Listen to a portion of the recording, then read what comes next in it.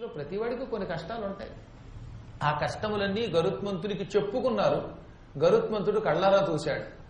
అసలు రాశారండి కొన్ని చోట్లయితే ఎక్కడ చూసినా ఆనందముగా ఉన్నాము అని చెప్పేవాళ్ళు 100కి 1 ఒకళ్ళిద్దరు తప్ప ఇంచుమించుగా ఎక్కువ కష్టాలే చెప్పారట ఆయనకి.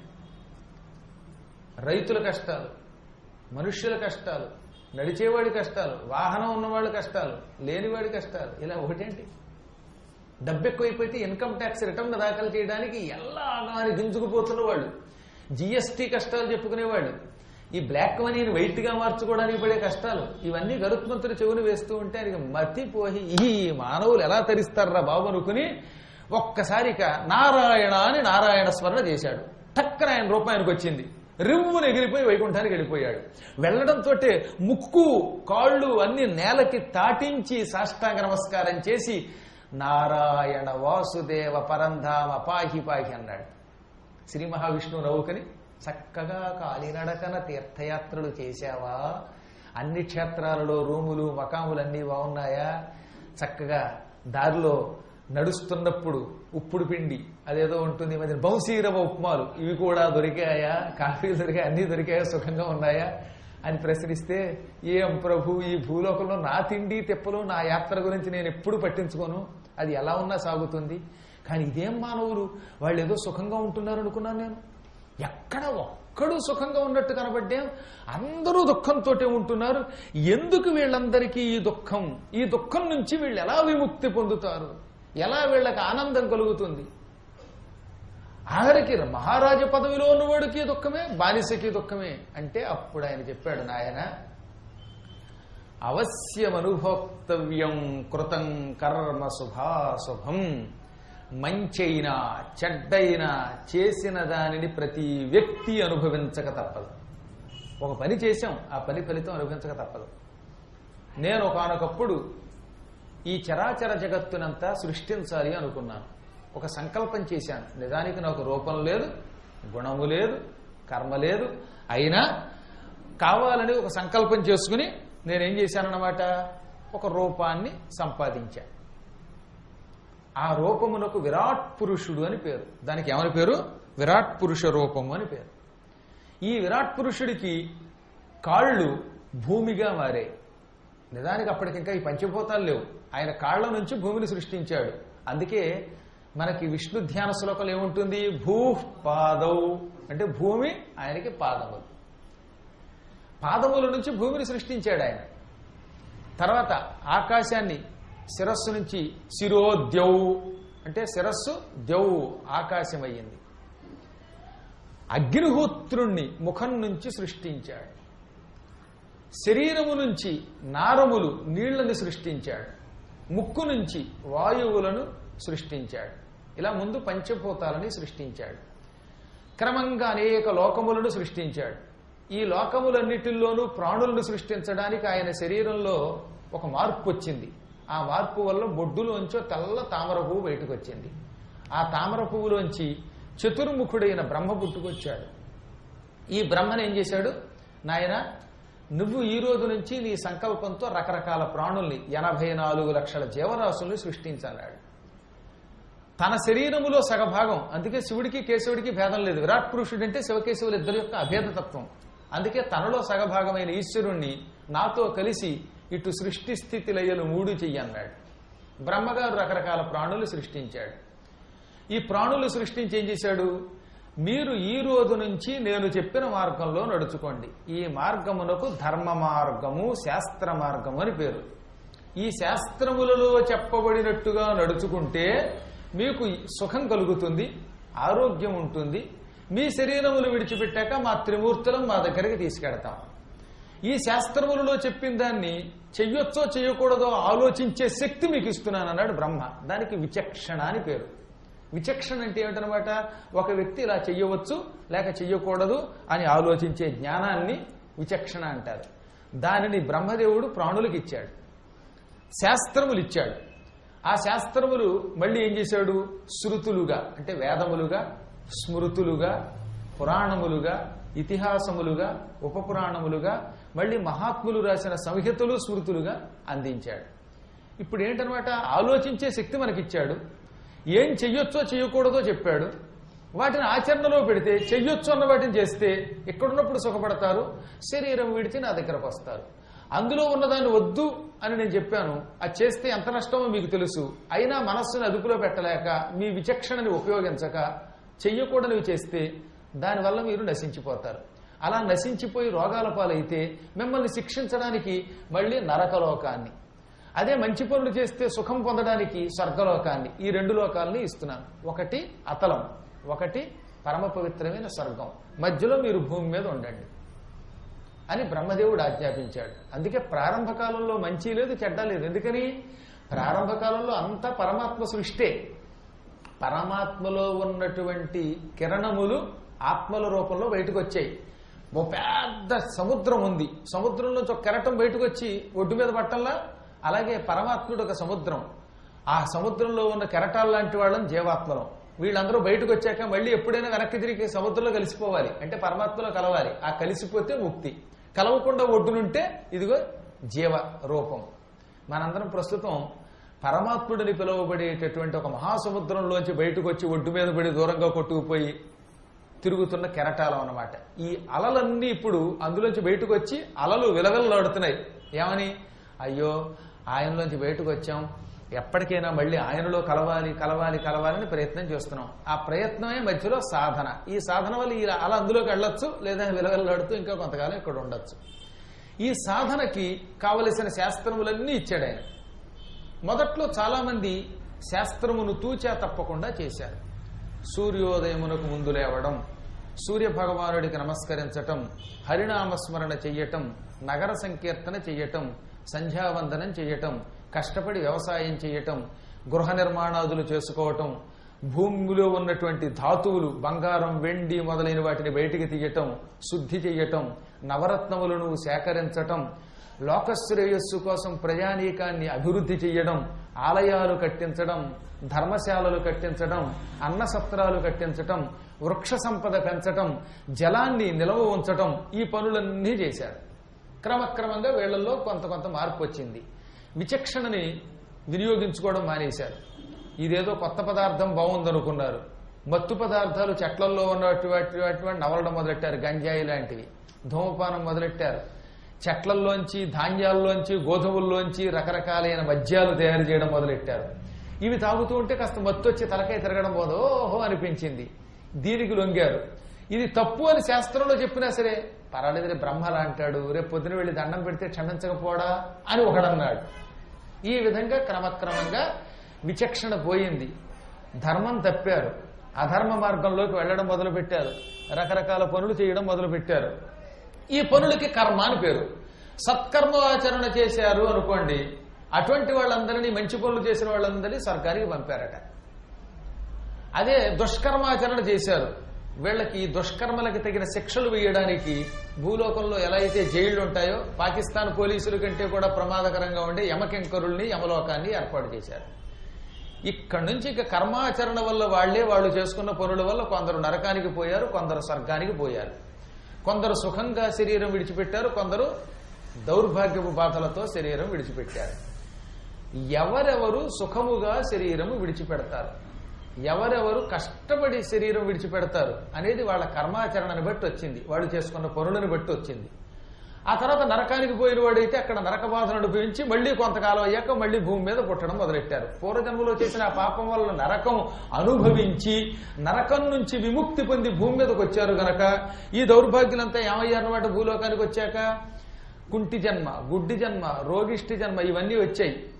అందుకే ఇవాళ మనం రోగాలు అనుభవిస్తున్నాం అంటే ఏంటనుకుంటున్నారు?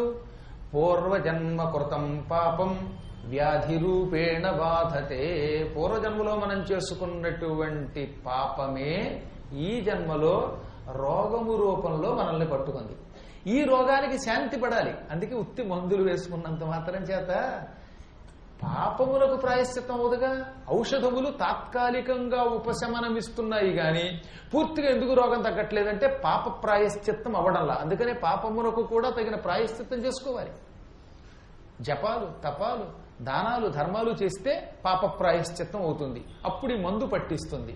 కాబట్టి రోగమునకు మూల కారణం అది. ఈ పూర్వజన్మలో చేసిన పాపములు ఇటు రోగ రూపంలో, పిల్లల రూపంలో, భార్యాభర్తల రూపంలో, ఇంకా చుట్టుపక్కల ఉన్న వాళ్ళ రూపాల్లో, ఇలా రకరకాల రూపాలలో ఆ వ్యక్తిని వెళ్ళి కొంగదీస్తుంది. మళ్ళీ అందులో కూడా అవయవాలు లేకుండా ఉండి రకరకాలుగా పుడతాడు. ఎవరి మాట వినని మూర్ఖులుగా లేక జ్ఞానులుగా పుడతారు. అదే స్వర్గానికి వెడితే అక్కడ సుఖాలు అనుభవించి సత్కర్మాచరణ వల్ల పవిత్ర జన్మెత్తుతారు. మీరంతా స్వర్గం నుంచి భూలోకానికి వచ్చిన పుణ్యాత్ములు కాబట్టి పురాణం వింటున్నారు. లేకపోతే గరుడ పురాణం ఎందుకు వింటారు? అక్కడికి వెళ్ళి ఇంట్లో కూర్చుని అంతఃపురం సీరియల్ చూద్దురు. కాబట్టి ఆ సీరియల్ వదిలిపెట్టారంటే మీరు సామాన్యులేం కాదు. ఈ రోజుల్లో కలియుగంలో నిజమైన దాత ఎవడు అంటే 1000 రూపాయలు దానం చేసేవాడు సామాన్య దాత. కానీ మీరు మహాదాతలు కాలమును దానం చేస్తున్నారు. ఏకంగా 2 గంటల కాలం 6 గంటల నుంచి 8 గంటల వరకు ఏకధాటిగా ఇంట్లో సీరియల్స్ మానేసి వాట్సాప్లు చూడడం మాని, ఫోన్లు పక్కన పెట్టి నెట్లు చూడడం మాని, మెసెంజర్లు మాని, స్కైపులు మాని ఇక్కడ కూర్చుంటున్నారంటే అమ్మ బాబోయ్, బలి చక్రవర్తి కంటే శిబి చక్రవర్తి కంటే మీరు ఉత్తములు. ఏం సందేహంలా చెప్పాడు. కలియుగంలో కాలమును ఎక్కువ కాలం ఎవడు భగవత్ సేవలో గడుపుతాడో వాడు ఉత్తమ దాత. నదాత ధనదాతాచ అంటే ధనము దానం చేసేవాడు దాతే, కానీ మహాదాత కాదు. మహాదాత ఎవడు? కాలమును సద్వినియోగం చేసుకునేవాడు. ఇలా సద్వినియోగం చేసుకునే పుణ్యాత్ములుగా స్వర్గం నుంచి వచ్చిన వాళ్ళు పుడతారు.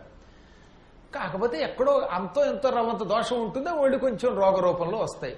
ఆ రోగం మళ్ళీ ఇక్కడికి వచ్చి ఎక్కడ ఫోన్లు పోగుతున్నాయంటే ఆ పాత పాపం కొంచెం శేషం, అది కూడా వదులుచుకోవాలి పూర్తిగా. ఈ విధంగా ఆయా వ్యక్తులకి కర్మములు, మళ్ళీ ఈ కర్మల నుంచి ఉపకర్మలు, ఇలా ఈ కర్మపుంజంలో పడిపోతున్నాం మనం. ఈ కర్మపుంజముల నుంచి విముక్తి పొందడం జీవన్ముక్తి నాయన. కర్మములే వాళ్ళకి సుఖ దుఃఖాలకి మూల కారణం.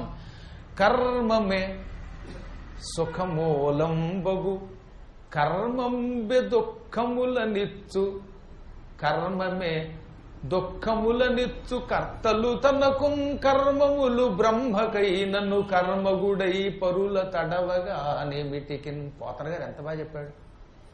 కర్మమే సుఖమిస్తోంది, కర్మమే దుఃఖమిస్తోంది. కర్మం అంటే పని, నీ పని సుఖం, నీ పని వల్లే దుఃఖం పొందుతున్నావు. ఆఖరికి బ్రహ్మదేవుడికి కూడా ఆయన మంచి పనులు చేయటం వల్లే ఆ పదవి వచ్చింది, లేకపోతే పదవి రాదు. ఎవరికి పడితే వాళ్ళకి ఆ పదవి ఇవ్వడు ఆయన. సుఖ దుఃఖములకు మూల కారణం కర్మం. అందుకే జీవి కర్మమును తిట్టుకోవాలి తప్ప ఇతరులను తిట్టితే ఉపయోగం లేదు. నన్ను వాడు కొట్టాడు, తిట్టాడు, వాడి వల్ల లాభం వచ్చింది, నష్టం వచ్చిందని ఇతరుల మీద పడద్దు. మనము చేసుకున్న పుణ్యపాపములే సుఖ దుఃఖముల రూపములో మనల్ని వెంటాడి వస్తున్నాయని గ్రహిస్తే చాలు. అనగానే అప్పుడు గరుత్మంతుడు ఎవడు ఎలాగ సుఖంగా శరీరం విడిచిపెడతాడు, ఎవడు దుఃఖంతో శరీరం విడిచిపెడతాడు, సుఖ దుఃఖములతో శరీరం విడిచిపెట్టడానికి ఏం చెయ్యాలి అని మొదటి ప్రశ్న వేశాడు. అప్పుడు ఆయన చెప్పాడు, సద్భిరాసీత సతతం సద్భి కుర్వీత సంగతిం సద్భి వివాదం మైత్రీంచ నా సద్భి కించిదాచరేత్. ఇంతకీ గరుత్మంతుడు భూలోకంలో తీర్థయాత్రలు చేయబట్టి మనల్ని చూడబట్టి ఆయనకు అనుమానం వచ్చి విష్ణువుని ప్రార్థిస్తే విష్ణువు గరుత్మంతుడికి సమాధానం చెబితే అది మధ్యలో నారదుల వారు విని వ్యాసునికి చెబితే వ్యాసుడు గ్రంథంగా రాస్తే దాన్ని నేను మీకు చెబుతున్నాను. ఇదంతా ఎంత మహాయోగం. సాక్షాత్తు శ్రీమన్నారాయణుని వాహనం గరుత్మంతుడంతటి వాడు లోకశ్రేయస్సు కోసం ప్రశ్నించడం ఏమిటి, ఆ ప్రశ్నకి హరి సమాధానం చెప్పడం ఏమిటి, ఆ సమయంలో అక్కడ నారదుడు ఉండడం కూడా యోగం కదా. నారదుడే అక్కడ లేకపోతే ఇది విని కంఠస్థం చేసి నారదుడు దీన్నంతా రికార్డు చేసి పెట్టాడు. అసలు కెమెరామన్ ఆయనే అక్కడ. కాకపోతే ఆయనకి డబ్బులు ఇవ్వక్కర్లేదు. నారదుడు కేవలం వీణలో దాన్నంతా కూడా చక్కగా రికార్డు చేసేసి దాన్ని పట్టుకొచ్చి వ్యాసునికి అప్పగించాడు. వ్యాసుల వారు గ్రంథం కింద రాసి మనకు అందించారు. ఎంత మహోపకారం జరిగింది.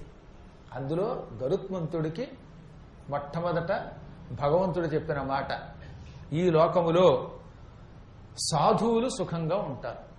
సాధువులంటే ఎవరు? సాధ్యమైనంత వరకు శాస్త్రములను అతిక్రమించకుండా ఉంటారు, వ్యసనములకు దూరంగా ఉంటారు, ప్రతి ప్రాణిలో పరమాత్మని చూస్తారు. మాతృవత్ పరదారేషు, పరస్త్రీలను చూస్తే తల్లిని చూసినట్టు చూస్తారట. పెళ్ళైన స్త్రీలు తల్లుల దగ్గరికి వస్తే మాతృమూర్తి అని దండం పెడతారు. ఎట్టి పరిస్థితుల్లో పరస్త్రీలో కామాన్ని వాళ్ళు వెతకరు. అసలు ఆ ఊహే తప్పండి బాబు, మహాపాపం కూడా. ఓ ఇద్దరు మాట్లాడుకుంటే ఇంకా అక్కడి నుంచి ఎక్కడ లేని పుకార్లు పుట్టించేస్తున్నాం మనం. ఎంత దరిద్రం అది అలవాటు. ఆ అలవాట్లోంచి ముందు బయటపడాలి మనం. ఎట్టి పరిస్థితులలోనూ నీచమైన సంబంధం ఎవరికీ అంటగట్టకూడదు, ఆ పుకార్లు పుట్టించకూడదు. దానివల్ల వచ్చే ఎన్ని పాపాలు ఉంటాయో, ఎన్ని నష్టాలు ఉంటాయో ఎన్నిసార్లు చెప్పారో ఈ పురాణాల్లో. పరస్త్రీలను చూడగానే ముందు తల్లిని చూసినట్టు చూసి ఒక నమస్కారం పెట్టండి. మాట వరసకు కూడా దుర్బుద్ధితో చూడద్దు. అటువంటి వాడు సుఖంగా శరీరం విడిచిపెడతాడు. మొట్టమొదటి చెప్పింది మాతృవత్ పరదారేషు, రెండోది పరద్రవ్యేషు లోష్టవత్. 111వ అధ్యాయం గరుడ పురాణంలో 12వ శ్లోకం ఇది. పరద్రవ్యాన్ని మట్టి బిడ్డ కింద చూడండి. ₹1 కోటి అక్కడ కట్ల కింద పడిపోయినా మనకొద్దు, అది ఎవరికో అందజేద్దామని ప్రయత్నిద్దాం. మట్టి ఎంతో అది అలా చూడాలి. దానివల్ల ఒకవేళ తాత్కాలికంగా ₹1 కోటి నడిపిస్తుంది, కానీ ఈ కోటి ఆ తర్వాత మన జీవితాన్ని 1 కోటి జన్మలు వచ్చేలా చేస్తుంది, దరిద్రపు జన్మలు వచ్చేలా చేస్తుంది. పొరపాటు కూడా అందులో నాకు బంగారం కనపడితే భలే భయం వేస్తుంది. వెంటనే తీసుకెళ్ళి అయితే ఎవడూ లేకపోతే ఉండిలో వేసేయటం, లేకపోతే అక్కడ ఎవడన్నా వానర్లు ఉండి గ్యారంటీగా అందుతుంది అనుకుంటే వాడికి ఇచ్చేసి వస్తే. ఒకసారి శ్రీశైలంలో దొరికింది, అనౌన్స్ చేస్తే పాపం వాడు పట్టుకుపోయాడు. మన ద్రవ్యం పోతే సంతోషించండి, హాయిగా ఆనందించాలి. అమ్మయ్య పెంట పోయింది, పేడ పోయింది అనుకోండి. మహానుభావుడు భక్త తుకారాం గారు ఆయన ఇల్లుని లాగేసుకున్నారు కొంతమంది. ఇల్లు పోతే ఏడవలేదు ఆయన. ఆ భగవంతుడు నాకు ఇల్లు అనే ఒక బంధం ఇచ్చాడు, ఈ బంధాన్ని ఆయనే తొలగించాడు. బంధ విముక్తి అయిందని ఆనందపడ్డాడు ఆయన. రోడ్డు మీద పడుకోవడానికి ఇష్టపడ్డాడు ఆయన. అయితే భగవంతుడు అలా పడుకొనిస్తాడా? కొంతమందిని పంపించాడు, రైతులు వచ్చి గుడిసేసి పెట్టారు, ఆ గుడిసెలో కూర్చుని భగవన్నామని చేసుకున్నాడు ఆయన. మనకు ఏదో పోతుందనే వెంగ ఎప్పుడు పెట్టుకోవద్దు. వీటిని పోగేసుకోకండి. ఎంత పోగేసుకున్నా చివరికి ఉపయోగం ఒకటే. ఎన్ని కొంపలు కొట్టినా, ఎంత ఆస్తి పోగేసినా దీనివల్ల ఏం ఉపయోగం లేదు. నిన్న మొన్న నేను భక్తి టీవీకి ధర్మ సందేహాల కోసం వెళ్ళా. అక్కడ ఏదో కేపీహెచ్బి నుంచి ఒక ఆవిడ వచ్చింది. ఆవిడకి 75 ఏళ్ళు. ఆవిడకి ఒక్కడే కొడుకు. ఉన్న ఒక్క కొడుకు అమెరికాలో ఉన్నాడు. ఆ కొడుకు కోసం ఆ భార్యాభర్తలు ఇద్దరుట నానా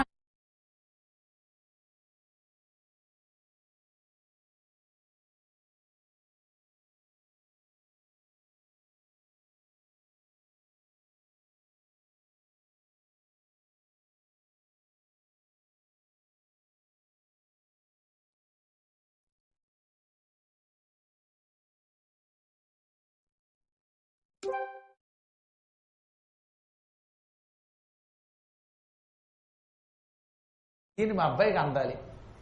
దానికి ఏమిటి సొల్యూషన్? ఇక పోనీ అమ్మి ఆయనకి డబ్బు పంపించంటే ఎలా అమ్ముతానండి? 5 కోట్లు పెట్టి ఆ రోజుల్లో కొనేసింది, ఇప్పుడు 5 కోట్లు అయింది. ఫ్లాట్లు, అందులో హైదరాబాదు. అవేమో అమ్మలేను, ఆ డబ్బు వాడికి పంపలేను, వాడు ఇక్కడికి రాడు.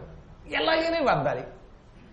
అమ్మి డబ్బు పంపదట, ఆయన రాట, ఎలా అయినా ఇది అందాలట. ఏం చేయలేనంటే ఈ ఫ్లాట్లు మోసుకెళ్ళి నేను ఎత్తి మీద గరుత్మంతుడు ఏదో పర్వతం ఎత్తుకుపోయినట్టుగా 7 కొండలు పట్టుకొచ్చాడు. గరుత్మంతుడు 7 కొండలు వైకుంఠం నుంచి నెత్తి మీద పెట్టి భూలోకానికి పట్టుకొచ్చాడు. తెలుసుగా మీకు?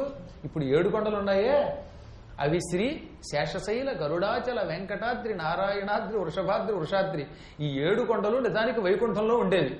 వరాహావతారంలో విష్ణుమూర్తి గరుత్మంతుడిని పిలిచి, నాయన ఆ సప్తగిరులు పీకి నీ నెత్తి మీద పెట్టుకుని భూలోకానికి పట్టుకొచ్చి సువర్ణముఖి నదీ తీరంలో పెట్టన్నాడు. గరుత్మంతుడు పీకి నెత్తి మీద పెట్టి తీసుకొచ్చి అక్కడ పెట్టాడు. గరుత్మంతుడు కాబట్టి వైకుంఠంలో ఉన్న కొండలు పీకి అక్కడ పెట్టాడు. నేను ఇప్పుడు ఆవిడకి ఉన్న 5 ఫ్లాట్లు పీకి నా నెత్తి మీద పెట్టుకుని విమానంలో కాకుండా ఇప్పుడు అమెరికా తీసుకెళ్ళి ఇవ్వాలి. అదేదో నాకు శక్తి ఉందనుకుంటుంది ఆవిడ. ఎంత మైకత్వం! ఆవిడకి అప్పుడే 78 ఏళ్ళు. ఎంతకాలం బ్రతుకుతుందో తెలియదు. శరీరం అంతా విష కషాయాల పుట్ట, మందులు వాడి వాడి ఎన్ని మొబైల్ మెడికల్ షాప్ ఆవిడ తెలుసా? పొద్దున్న ఇన్ని గుప్పిడు ఇవేం చేసుకుంటుంది చెప్పండి? ఈ పిల్లలు రారు, ఇది ఆవిడికే అందాలి. చాలా దుఃఖం అనిపించింది ఆవిడ. దీనికి నేనేం చేయలేనమ్మా. 2 వైరాగ్యమేవ అభయం. వైరాగ్యమే అభయం. నీకు వైరాగ్యంతో ఉంటే అందితే అందుతుంది, లేకపోతే మన దేశానికి వస్తుంది. ఎంత పవిత్రమైంది మన దేశం. పోలే గవర్నమెంట్కి వెళ్ళిపోతుంది. ఇచ్చి ఎంతో యాత్ర పడిపోయి ఒక మహానుభావుడు బ్రహ్మచర్య దీక్షతో ఈ దేశాన్ని పరిపాలించి బాగు చేయడానికి నానా యాత్ర పడిపోతున్నాడు. ఆయనకి ఇచ్చేస్తే ఉపయోగపడుతుంది దేశానికి అన్నానంతే. నాకు విసిగెత్తి ఏదో చెబుతారనుకుంటే ఇక్కడికి వస్తే గురువు గారు చివరికి ఇలా చెప్పారు, 5 ఫ్లాట్లు మీరు కొని మీరు దానం చేస్తే అప్పుడు మీకు తెలుస్తుందండి అని నా మీద మళ్ళీ ఓ బాంబు వేసిపోయింది ఆవిడ.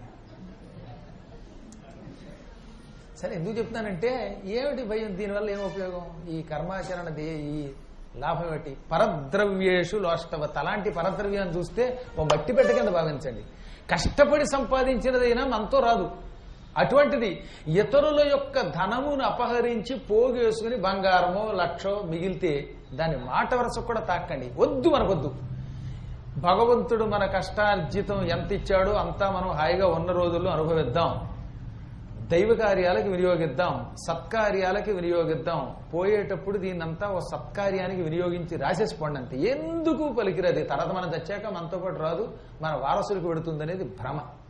ఇవ్వవలసింది ఇవ్వండి, ఎలాగో వాడు బతకాలి గనక. మిగతాది ధర్మాచరణానికి వాడండి. ధన వ్యామోహం తగ్గించుకోండి. దానికి అలాంటి వాడు సాధు. సాధు అంటే మొట్టమొదటి ఏం చెప్పాడు? మాతృవత్పరదారేషు, పరస్త్రీలని తల్లిలా చూడాలి. పరద్రవ్యేషు లోష్టవత్. ఈ శ్లోకం స్వయంగా భగవంతుడు నారాయణుడు గరుత్మంతునికి గరుడ పురాణములో 111వ అధ్యాయంలో చెప్పిన శ్లోకం. 12వ శ్లోకం కూడా చెబుతున్నాను మీకు. ఆచారకాండలో, అంటే మొదటి కాండలో, అది 3 కాండల్లో మొదటి కాండ ఆచారకాండ. అందులో చెప్పాడు, పరస్త్రీలని తల్లిలా చూడు, పరద్రవ్యాన్ని మట్టిలా చూడు. తర్వాత ఏం చెప్పాడు? ఆత్మవత్ సర్వభూతేషు, ప్రతి ప్రాణిని నిన్ను ఎలా చూసుకుంటావు అలా చూడు. నీకు చక్కగా ఏసీ గది కావాలనిపించింది అనుకో, పక్కవాడికి కూడా కావాలనిపిస్తుంది కాబట్టి వాడు కూడా నీలాంటి వాడే అనుకో. నీకు అన్నం దొరికింది, వాడికి కూడా దొరకాలనుకో. నువ్వు కాఫీ తాగేటప్పుడు పద్మాకర్ గారు కూడా కాఫీ తాగుతారని ఒక ఊహలో పెట్టుకో. నీకు తాగడమే కదా, ఆయనకు కూడా ఒక గ్లాసి. అంటే అక్కడ నా పేరే చెప్పుకుంటే గొడవలేదు, ఇతరుల పేరు చెప్తే మళ్ళీ వాడు నా నెత్తి మీద పడకుండా. నిన్ను నీవు ఎట్లు చూసుకుంటున్నావో ఇతరులు అలా చూసుకో, వదిలిపోతుంది. కొంచెం కష్టమే, అయినా ప్రయత్నించు. ప్రతి ప్రాణిలో పరమాత్మ ఉన్నాడు కాబట్టి నన్ను చూసుకున్నట్టే వాళ్ళను కూడా చూద్దాం. అంటే వాళ్ళని హింసించను, కొట్టను, తిట్టను, బాధ పెట్టను, వాళ్ళకి మోసం చేసి వాళ్ళ సొమ్ము లాక్కోను అనుకో. అప్పుడు లోపల ఎంత సుఖంగా ఉంటుందండి. నిన్ను నువ్వు ప్రేమించుకుని ఇతరులను ద్వేషించడం వల్ల కదా ఈ తగాదాలు వస్తున్నాయి. ఇతరులను ఎందుకు మోసం చేస్తున్నావు? వాడు వేరు, నేను వేరు. వాడి డబ్బు నాకు రావాలనే కోరిక, కానీ వాడు కూడా బాధపడతాడు. వాడి ఆత్మ కూడా నా ఆత్మ వంటిది అనుకున్నప్పుడు పొరపాటు కూడా వాడిని నువ్వు మోసం చేయలేవు. చూస్తూ చూస్తూ పక్కవాడిని మనం బాధ పెట్టలేము. ఇన్ని రకాలుగా ఆలోచించి ప్రతి ప్రాణిని ప్రేమించాలి. ఇదే యథాతథంగా భాగవతంలో ప్రహ్లాద చరిత్రలో కూడా ఆత్మవత్ సర్వభూతేషు అంటాడు. తన యందు అఖిల భూతములందు ఒక భంగి సమహితత్వంబున జరగువాడు. ఎంత అందంగా చెప్పాడు పోతన గారు. తనను తాను ఎలా చూసుకుంటున్నాడో ప్రతి ప్రాణిని అలా చూసేవాట ప్రహ్లాదుడు. తన పాయసం తిని పక్క వాళ్ళకి సున్నం పెట్టేవాడు కాదు. తాను పాయసం తింటే తన తోటి వాళ్ళకి పాయసమే పెట్టేవాడు ఆయన. అంత జాగ్రత్తగా చూశాడు ఆయన. ఇది సాధు లక్షణం. యః పశ్యతి స పండిత. ఇలా ఎవడు చూస్తాడో వాడు పండితుడు. అంటే మళ్ళీ వెనక్కి వచ్చి 3 గుర్తుపెట్టుకోవాలి. పరస్త్రీలని తల్లిలా చూడాలి, పరద్రవ్యాన్ని మట్టిలా చూడాలి, తనను చూసుకున్నట్టుగా ఇతరులను చూడాలి, అందరిలో పరమాత్మను చూడాలి. ఈ 3 లక్షణములు ఎవరి దగ్గర ఉంటాయో వాడు పండితుడు. అంతేగాని పండితుడు అంటే 4 అక్షరాలు చదువుకున్నవాడు కాదు, పుస్తకాలు చదివినవాడు పండితుడు కాడు. వాడు ఊరికే చదువుకున్న విద్యావేత్త. పండితుడంటే ఈ 3 లక్షణములు కలిగిన వాడు. అటువంటి వ్యక్తికి సాధువని పేరు. ఆ సాధువులు సుఖంగా శరీరం విడిచిపెడతారు. సాధువులతో స్నేహం అన్నాడు. అనగా నిరంతరం సాధువులతో కలిసి తిరగడం, వాళ్ళ మాటలు వినడం, వాళ్ళల్లా మాట్లాడడానికి ప్రయత్నించడం, వాళ్ళని పోషించడం, వాళ్ళతోటే కలిసి తిరగడం. దీనికి సజ్జన సాంగత్యం అని పేరు.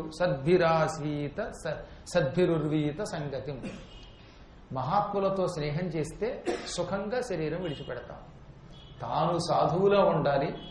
ఒకవేళ సాధువులో ఉండలేకపోయినా రెండో లాభం ఏమిటి? రెండో పని ఏమిటి? సాధువులతో స్నేహం చెయ్యాలి.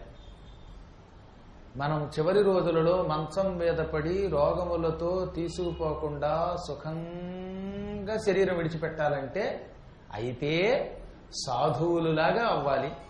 సాధువులం కాలేకపోయినా సాధువులతో స్నేహం చేస్తే కూడా సుఖమరణం వస్తుంది. ఇప్పుడు కాదు, చివరి రోజుల్లో వాడు చెప్పింది అదే. వార్ధక్య మరణమే వస్తుంది, అకాల మరణం రాదు. సజ్జన సాంగత్యం చేసేవాళ్ళు లేదా సత్సాంగత్యం పేరుతో గురువారాలు ఇక్కడ భజన చేసేవాళ్ళు, ఇలాంటి భజన పరులందరికీ కూడా ముందు పూర్ణాయువు వస్తుంది. చివరి రోజుల్లో సుఖంగా వెళ్ళిపోయేలా చేస్తాడు. అంతేగాని మంచం మీద పడిపోయి ఇతరుల చేత చాకిరీ చేయించుకుంటూ చచ్చిపోయే దుస్థితి రానివ్వడం. సద్భి వివాదం మైత్రించిన సద్భిక్కించిదాచరే. అసలు ఒకవేళ పొరపాటున వాదోపవాదాలు చేయవలసి వచ్చినా మహాత్ములతో చెయ్యి.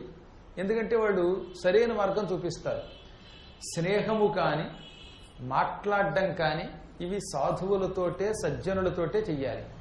నీచులతో మాట్లాడరాదు, నీచులతో స్నేహం చెయ్యరాదు. నీచులతో స్నేహం చేయడం నరకం, సాధువులతో స్నేహం చేయటం స్వర్గం అంటే అది. కాబట్టి ఏ పరిస్థితుల్లోనూ కూడా నీచులతో యుద్ధం చెయ్యకండి, నీచులతో వాదించకండి. ఇప్పుడు గోవులు లేవు, గోవులు దేవతలు కావు అని మూర్ఖుడు అన్నాడు. ఎందుకు వాడితో వాదించడం వల్ల ఏం ఉపయోగంలా? నువ్వు అనవలసిందనే అంతే. అవసరమైతే వాడిని ఎలా శిక్షించాలో ఆ శిక్షించే మార్గం చూడు, వాదించడం అనవసరం.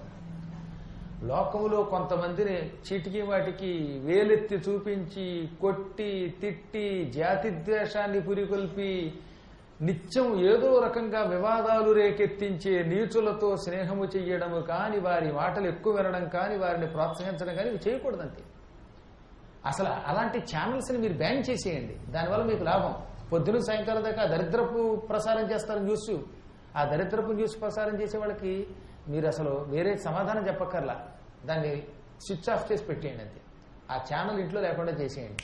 సగం దేశం బాగుపడుతుంది, మనం బాగుపడతాం. అదనమాట నీచులతో స్నేహం విడిచిపెట్టండి అంటే. పండితైశ్చ వినీతైశ్చ ధర్మజ్ఞైః సత్యవాదిభిః బంధనస్థోపి తిష్ఠేచ్చ నతురాజ్యే ఖలైః సహ. అద్భుతమైన శ్లోకం ఇది. నీకు జైలైనా పర్వాలా, కానీ మహాత్ములతో కలిసి జైల్లో కూర్చో. ఒకవేళ తప్పనిసరి పరిస్థితుల్లో జైల్లో కూర్చోవలసి వస్తే దానికి కూడా ఇష్టపడు, కానీ జైల్లో నీ పక్కన మంచివాళ్ళు ఉండేలా చూసుకో. నీచులతో కలిసి రాజ్యం పంచుకో. గవర్నమెంట్ ఫామ్ చెయ్యాలి, అప్పుడు కాస్త మంచివాళ్లతో కలుగు. ఒకవేళ గవర్నమెంట్ ఫామ్ అవ్వకపోయినా పర్వాలా, దరిద్ర పార్టీతో కలిపి మాత్రం గవర్నమెంట్ ఫామ్ చేయొద్దని చెప్పాడు. అంటే పాపాత్ములతో సుఖాలు మనం పంచుకోకూడదు. వాడు ₹1,00,00,000 ఇస్తాడు కాక పాపాత్ముడు. ఎందుకంటే మనకది దేవుడు ఆలయం పడగొట్టి దాన్ని అమ్మేసుకుని అందులోంచి ₹1,000 పట్టుకొచ్చి గురువు గారు దీంతో అమ్మవారికి కవచం చేయించండి అంటే కవచం చేస్తే ఉపయోగం ఏంటది? వాడు దేవాలయం పడగొట్టి కోట్లు సంపాదించాడు. ఆ పాపిష్టి సొమ్ము నాకు ఇస్తాడా? దాంతో నేనేమో దేవుడికి కవచం చేయించనా, కిరీటం చేయించనా? ఇదెందుకు దరిద్రం? కష్టపడి సంపాదించే పుణ్యాత్ముల సొమ్ము రూపాయి అయినా పర్వాలా, పాపాత్ముల సొమ్ము కోట్లు వస్తే కూడా అది మనకు నరకంతో సమానం. అందుకే అన్నాడు, పాపాత్ములతో కలిసి సుఖాలు అనుభవించకు, పుణ్యాత్ములతో కలిసి అవసరమైతే కష్టాలైనా అనుభవించు. యాత్రలు చేస్తే మహాత్ములతో చెయ్యి. ఒకవేళ అక్కడ నీకు కుదరకపోతే, ఇడ్లీ కుదరకపోతే అక్కడ ఆ పూట నువ్వు బహుశీర ఉప్మాయినా తిను పరాలా. కానీ నీచులతో కలిసి, తాగుబోతులతో కలిసి, పాపాత్ములతో కలిసి యాత్రలు చేయి. కష్టమైనా పరాల, మహాత్ములతో చేయి అవసరమైతే. ఇది మానవుడికి అనాయాస మరణం ఇస్తుంది. ఇటువంటి వ్యక్తులున్నారే వాళ్ళు సాధువులని పిలువబడతారు. సాధువులు సాధువులతో స్నేహం చేసేవారు సుఖంగా పెడతారట. ఇంకా చెప్పాడు, చాలా అద్భుతమైన మాట చెప్పాడు. మనకి ఎలా బ్రతికామన్న దానికంటే ఎలా శరీరం విడిచిపెడుతున్నాం అన్నది ముఖ్యం. బ్రతికినంతకాలం హాయిగా బ్రతకాలి, శరీరం కూడా సుఖంగా విడిచిపెట్టాలి. ఓ 50 ఏళ్ళు 60 ఏళ్ళు బాగా సంపాదించి కీర్తి పొంది పదవులు పొంది చివరిలో ఒక 5-6 ఏళ్ళు మంచం మీద నానాయాతన పడి అన్నం పెట్టేవాడు లేక మంచం మీద మూలుగుతూ ముక్కుతూ చివాట్లు తింటూ పదవులు పోయి చీ అనిపించుకుంటూ కొడుకులు కూతుళ్ళు ఎవరూ లేకుండా దరిద్ర మరణం పొందితే అది నిజమైన జీవితం అంటారా? ఆలోచించండి. బతికున్న రోజుల్లో నువ్వు దేవుడు దేవుడు అని పొగిడినారు, కానీ చివరి రోజుల్లో వాడు దేవుడు కాస్త జీవుడు అయిపోయాడు, మంచం మీద పడ్డాడు, అన్నం లేదు, హఠాత్తుగా తెచ్చాడు. ఏమిటి ఉపయోగం? ఇప్పుడు ఈ జీవితం అంతా సుఖంగా బ్రతికిన దానికంటే చివరి రోజుల్లో సుఖంగా బ్రతకడమే అవసరం మనకి. ఒక 40 ఏళ్ళు 50 ఏళ్ళు నానాయాతన పడినా పర్వాలా, కాస్త వార్ధక్యం వచ్చాక సుఖంగా 10 మంది చేత మెప్పు పొందాలి, వేళకింత అన్నం తినడానికి కావలసిన ఐశ్వర్యం ఉండాలి, ఆరోగ్యంగా బ్రతకాలి, మంచం మీద ఏ బాధ పడకుండా ఆసుపత్రి పాలవకుండా చావాలి. అది ఉత్తమమైన జీవితం అంటారు. దాన్ని గుర్తుపెట్టుకోండి, అది ఉత్తమ జీవితం అంట. జీవి ఎవడు భాగ్యవంతుడు? పూర్వే వయసి అంటే పూర్వ వయస్సునందు ఓ 50 ఏళ్ల లోపు ఎన్ని సుఖములు పొందినా వాడు సుఖవంతుడు కాదు, వాడు సుఖజీవనం గడిపినవాడు కాదు. 50 ఏళ్లు దాటిన తర్వాత ఎవడు నిజంగా సుఖపడుతున్నాడో, ఎవడు ఎక్కువ ఆరోగ్యంగా ఉండగలుగుతున్నాడో, ఎవడు చచ్చిపోయేటప్పుడు మంచం మీద పడకుండా ఉంటాడో, ఆసుపత్రి పాలు కాకుండా ఉంటాడో, రోగములతో మలమూత్రముల మధ్యలో కొట్టుమిట్టాడకుండా శరీరం విడిచిపెడతాడో వాడు యోగజాతకుడు. అది రావాలంటే ఏం చేయాలి? ఇక్కడి నుంచి చెప్పుకొచ్చాడు. ప్రత్యక్షరం గొప్పదనమాట. తోయన్నదాన పరాయణుండగువాడు వేదనారహితుడై విడుచునడలు. వీలున్నప్పుడల్లా మంచినీళ్లు దానం చేసేవాడు హాయిగా జీవిస్తాడు, చివరిన సుఖంగా ప్రాణం విడిచిపెడతాడు. కొంతమంది చచ్చిపోయే ముందు దాహం దాహం అనిలా కొట్టుకుని తీరా గొంతుకులోకి నీళ్లు పోస్తుంటే నీళ్లు వెళ్ళక చచ్చిపోతారు. చూసారా? నేను అలాంటి వాళ్ళని చూశాను, ఎంతో మందిని చూశాను. చివరి రోజుల్లో మంచం మీద పడిపోయి గుట్టకలు వేస్తూ మంచినీళ్ళు అంటూ ఉంటే పాపం పిల్లలు నోట్లో నీళ్లు పోసినా నీళ్లు దిగేవి కాదు. గొంతులో పుండు పడిపోయి క్యాన్సర్ వచ్చి నీళ్లు దిగక దాహబాధతో చచ్చారు. అలమటించిపోయి సెలైన్ లెక్కించేవారు వాళ్ళకి. ఇది ఎంత బాధ! అందుకే వీలున్నప్పుడల్లా మంచినీళ్లు దానం చెయ్యండి. పూర్వం చలివే అందరాలు అందుకే పెట్టేవారు. వేసవి కాలంలో మంచినీళ్లు కొనుక్కుని తాగే దుస్థితి నుంచి ఈ రోజుల్లో మీరు విముక్తి పొందేలా చెయ్యొచ్చు. ఇప్పుడు మంచినీళ్ళకి కటకట వచ్చింది. ఎవడికి వాడు వాటర్ బాటిల్స్ కొనుక్కు తాగుతున్నాడు, ప్యాకెట్లు కొనుక్కు తాగుతున్నాడు. ఇంచుమించుగా చాలా మంది పేదవాళ్ళు కొనుక్కోలేక నానాయాతన పడుతున్నారు. ఏ బస్ స్టాండ్ దగ్గర, మీ ఇంటి దగ్గర 4 రోడ్ల కూడల్లోనో ఓ చలివే అందరం పెట్టండి. ఒక్కళ్ళు చేయలేకపోతే 10 మంది కలవండి, కలిస్తే చాలా తేలిగ్గా చేయగలుగుతారు. అక్కడ చక్కని మినరల్ వాటర్ పెట్టండి, ఫ్రెష్ వాటర్ పెట్టండి, చల్లని కుండలో పోయండి, అందరికీ చక్కగా నీళ్లు గ్లాసుతో పోసి ఇవ్వండి. మీరు దానివల్ల వచ్చే సుఖం పొందుతారు. హాయిగా దాహబాధ లేకుండా ఉంటారట యావజ్జీవితం. చివరి రోజుల్లో మంచినీళ్ళకి కట్ట పడి చావకుండా సుఖంగా వెళ్ళిపోతారు. నేను చూశాను కాబట్టి చెబుతున్నా. గణపవరం అనే ఒక ఊళ్ళో ఒక ఆయన ఉండేవారు. 30 ఏళ్లు చలివేంద్రం నడిపాడు ఆ పుణ్యాత్ముడు. ఆయన చివరి రోజుల్లో ఎంత సుఖంగా వెళ్ళాడు తెలుసా? ఉద్ధరణితోటి వాళ్ళ మనవడు నీళ్లు పట్టుకొచ్చాడు. ఆయన కుర్చీలో కూర్చుని, మనవడా, మా అబ్బాయి ఇంట్లో లేడు, వెండి గిన్నె లోపల నుంచి పట్టుకురా, దాంట్లో నీళ్లు పోయి తులసీ దళాలై ఉద్ధరణ అందులో పెట్టు, తులసి దళాలు కాసేపు అలా తిప్పందులో ఆ నీళ్లు నోట్లో పోయిరా, కొంచెం దాహంగా ఉందన్నాడు. అంటే పక్క నుంచి వాళ్ళు ఆవిడంది, మీకేమన్నా పిచ్చా, మీరు ఆరోగ్యంగా మాట్లాడుతున్నారు, ఉద్ధరణితోటి తులసి నీళ్లు ఎవరు పోయించుకుంటారో తెలుసా అందావిడ. ఎందుకు చెప్పారో పొయ్యి అన్నాడు ఆయన. మనవడు వచ్చాడు, ఆ నీళ్లు నోట్లో పోస్తూ ఉంటే నారాయణ నారాయణ అని శరీరం విడిచిపెట్టాడు ఆ నీళ్లు తాగి. ఇప్పుడు ఒకసారి ఆలోచించండి. నేను చెప్పకూడదు కాబట్టి పేర్లు చెప్పట్లేదు, కానీ గణపురంలో నా కళ్ళ ముందు నా చిన్నప్పుడు నా 11వ ఏట చూసిన అపూర్వ దృశ్యం. కిరాణా కొట్టుల్లో ఆయన కొట్టంత గొప్ప కొట్టు లేదని పేరు పొందిన ఒక పరమ వైశ్య శ్రేష్ఠుడు ఆయన, దాత. నాకు కూడా 8 ఏళ్ల వయసులో రూపాయి దానం చేశాడు ఆ రోజుల్లో. చిన్నపంతులు గారు వచ్చారని. ఆయన 30 ఏళ్లు చలివేంద్రం పెట్టాడు. ఆ పుణ్యాత్ముడు చివరి రోజుల్లో ఆయనకి 82 ఏళ్ళు 83 ఏళ్ళు హాయిగా కుర్చీలో కూర్చున్నాడు టీవీగా. సూర్యుడు ఉదయిస్తూ ఉండగా మనవాడిని పిలిచి వెండి గిన్నెలో నీళ్లు పోయించుకుని మంచినీళ్లు, అందులో తులసి దళం వేయించుకుని ఆ ఉద్దడితో తిప్పించుకుని నోట్లో పోయించుకుని వెళ్ళిపోయాడు ఆయన హాయి కూర్చుని. అసలు మతి లేదు, అది కూడా ఇంట్లోంచి బయటకు వచ్చి కూర్చుని. ఇప్పుడు చెప్పండి, ఇలా ఇదే మరణం అంటే? లేకపోతే మంచం మీద పడి చచ్చేదా మరణం అంటే? ఇది ఎందుకు చేశాడు? మా నాన్నగారికి ఆయన పరమ శిష్యుడు. నాన్నగారు ఏం చెబితే చేశాడు. నాన్నగారి కంటే కూడా ఆయన చాలా వయసులో పెద్దవాడైనా నాన్నగారి దగ్గర చాలా మంది పెద్దవాళ్ళే శిష్యులు ఉండేవారు. నాకు లేరు, 70 ఏళ్ల వాళ్ళు 80 ఏళ్ల వాళ్ళు. అలాగే ఆయన నాన్నగారి దగ్గర నిత్యం కూర్చొని చదువుకునేవాడు పుణ్యాత్ముడు. ఆయన నాన్నగారు చెప్పారు, మన ఊళ్ళో బస్టాండ్ దగ్గర మంచినీళ్లు లేక యాతన పడుతున్నారు, కుళాయిలు వేళకి రావు, కాబట్టి మీరు చలివేంద్రం పెట్టండి అంటే 30 ఏళ్లు తాటాకు పందిరి వేసి సొంత ఖర్చుతో 3 మనుషుల్ని పెట్టి ఆడవాళ్ళని మగవాళ్ళని రేయింబవాళ్ళు 3 నెలలు ఆయన ఎప్పుడు ఏప్రిల్ మే జూన్ ఈ 3 నెలలు పూర్తిగా చలివేంద్రం నడిపేవాడు. మళ్ళీ నీళ్లలో కూడా కుళ్ళు నీళ్లు కాదు, చక్కగా కాచి చల్లార్చిన నీళ్లు. ఫిల్టర్ వాటర్ మీద కూడా నమ్మకం లేదు ఆయనకి. కాచి చల్లార్చి ఆ రోజుల్లో మీరు ఆలోచించండి, 1970-77 మధ్యలో ఈ వాటర్ బాటిల్స్ ఉన్నాయా? అసలు ఈ గొడవ ఉందా? కాచి చల్లార్చి కొండల్లో పోసి ఇసకొండి కింద ఉండేది గుడ్డ పెట్టేవారు, మంచి తోమినటువంటి డొక్కులతో నీళ్లు పోసేవారు. అలా 30 ఏళ్లు సొంత డబ్బుతో నీళ్లు పోసిన పుణ్యాత్ముడు. అప్పుడేమైంది? ఆ పుణ్యం వల్ల సుఖంగా వెళ్ళిపోయాడు ఆయన. అందుకనే ఈ మారణ గారు పద్యంలో చెప్పాడు, ఈ అనువాదం చేస్తూ, తోయాన్నదాన పరాయణుండగువాడు వేదనారహితుడై విడుచునడలు. నిత్యం మంచినీళ్లు దానం చేసే పుణ్యాత్ముడు పరాయణుడు అంటున్నాడు ఇక్కడ. అన్నదానము లేక జలదానం అండల్లా, జలమును దానము చెయ్యాలనేటటువంటి పరాయణత్వంతో ఉండడం. పరాయణత్వం అంటే ఏంటనమాట, అది ప్రాణం. కొన్ని వస్తువులు అంటే మనకి ప్రాణం. పొద్దున్నే లేవగానే కాఫీ కాఫీ అని గిలగల్లాడిపోతున్నావా లేదా అంటే నువ్వు కాఫీ పరాయణుడివి. టీ టీ టీ అంటున్నావా అంటే టీ పరాయణుడివి. ఈయన తోయ దాన పరాయణుడు. మంచినీళ్ళు పొయ్యాలి, నా డబ్బులు ఖర్చు పెట్టాలి, వాడికి మంచినీళ్ళు ఇవ్వాలో అనుకున్నాడు.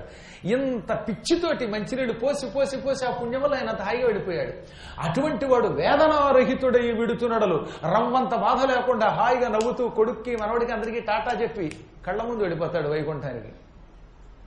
ఈ పని చేస్తుండండి మీరు, ఎప్పుడో ఒకప్పుడు వేసవకాలంలో చెయ్యండి. అందులో ముఖ్యంగా ఈ మధ్యన వాటర్ బాటిల్స్ చాలా అవసరం అవుతున్నాయి కనుక ప్రతి వాడికి. అలాగే గురువుగారు ప్రయాణం చేస్తున్నప్పుడు అందుకే కొంతమంది అందరూ మంచినీళ్ళు తప్పింకేమట్లేదు. మంచినీళ్ళు దానం చేస్తే పుణ్యం అన్నామని. ఇక చూడండి, నేను రైలు దిగేలోపు ఎన్ని సీసాలో. అందరూ ఒకటే చేయకండి. మొన్న వైష్ణవీదేవి దగ్గరికి తీసుకెళ్ళాను కదా మిమ్మల్ని. రామరామ నా కంపార్ట్మెంట్లో నా బెర్త్ అంతా సీసాలతో నిండిపోయింది. ఇప్పుడు పక్కన ఒక ఆవిడ వచ్చి, గురువు గారండి మీ పాదాలకు నమస్కరించి మిమ్మల్ని అడిగి పట్టుకుపోతున్నానని ఆవిడ పట్టుకుపోయేసేసాడు.